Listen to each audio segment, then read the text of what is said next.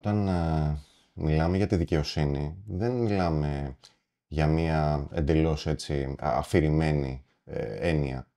Ε, Κράτος δικαίου σημαίνει ε, εμπιστοσύνη που δείχνει ο πολίτης στο ίδιο το κράτος, το οποίο θεωρητικά ελέγχει τις κρατικές υπηρεσίες και προβαίνει σε όλα τα απαραίτητα, τα απαιτούμενα μέτρα προκειμένου να εξασφαλίσει αυτή την αίσθηση της εμπιστοσύνης. Αυτό που συμβαίνει σήμερα ουσιαστικά στη χώρα είναι μια κατάσταση που δημιουργεί εύλογα ερωτήματα, προβληματισμό στο μέσο άνθρωπο για το εάν όλοι κρίνονται με τα ίδια μέτρα και τα ίδια σταθμά. Το ναυάγιο του Σπύλου έλαβε χώρα 14 Ιουνίου 2023. Τον Μάιο που μας πέρασε είχαμε την αθωτική απόφαση του Τριμελούς Εφετείου Κακουργημάτων, διότι προσπάθησαν οι κρατικές αρχές να αποδώσουν ευθύνες σε 9 ναυαγούς για τα αδικήματα της σύστασης εγκληματικής οργάνωσης, παράνομης μεταφοράς, από την οποία επήλθαν θάνατοι, και παράνομης εισόδου και πρόκλησης ναυαγίου. Έχει περάσει ένα πολύ μεγάλο χρονικό διάστημα. Οι αρχές δεν έχουν αποδώσει ευθύνες. Κανένας δεν έχει αναλάβει την ευθύνη. Θεωρούμε ότι ουσιαστικά είναι μια υπόθεση η οποία, θα έλεγα, ίσως και εσκεμμένα έχει βαλτώσει από τις αρμόδιες αρχές, και θεωρώ ότι θα έπρεπε να έχει αποδοθεί ήδη δικαιοσύνη για όλα αυτά τα θύματα του συγκεκριμένου ναυαγίου, για όλους αυτούς τους ανθρώπους που έχασαν άδικα τη ζωή τους, όλους αυτούς τους ανθρώπους που περίμεναν προστασία και ασφάλεια από το κράτος μας, περίμεναν διάσωση, και ανταυτού όχι απλά παραλείψαμε να προβούμε ενδεχομένως, σύμφωνα με τις ίδιες καταγγελίες των εμπλεκομένων, στις απαιτούμενες ενέργειες, αλλά υπάρχουν σοβαρές υπόνοιες για ρημούλκηση του συγκεκριμένου αλλιευτικού σκάφους από το ελληνικό λιμενικό.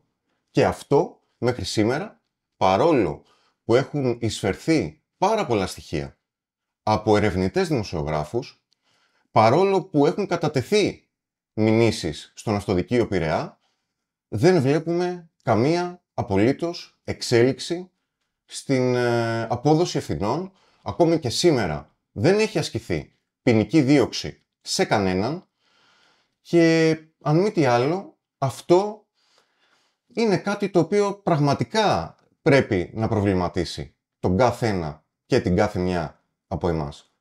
Είναι, θα έλεγα, το ναυάγιο της Σπύλου έτσι δεν ήταν ένα μοιραίο δυστύχημα. Ήταν ένα ναυάγιο του κράτους δικαίου. Το θέμα είναι να υπάρχει βούληση, να μην διστάζουμε στα δύσκολα, διότι το κράτος δικαίου δεν κρίνεται στα εύκολα. Το κράτος δικαίου κρίνεται στις δύσκολες υποθέσεις. Και το μεταναστευτικό, ναι, είναι ένα ζήτημα το οποίο συγκαταλέγεται στα δύσκολα. Είναι σε μια ατζέντα τέτοια που δεν είναι το πιο δημοφιλές σήμερα. Παρόλα αυτά, ο κάθε ένας και η κάθε μία από εμάς ως συλλειτουργοί και της δικαιοσύνης οφείλουμε από την πλευρά μας να συμβάλλουμε στην απονομή αυτής της δικαιοσύνης. Εγώ είμαι της άποψης ότι αφενός και για την υπόθεση της Σπύλου, δικαιοσύνη που δεν αποδίδεται δεν είναι δικαιοσύνη.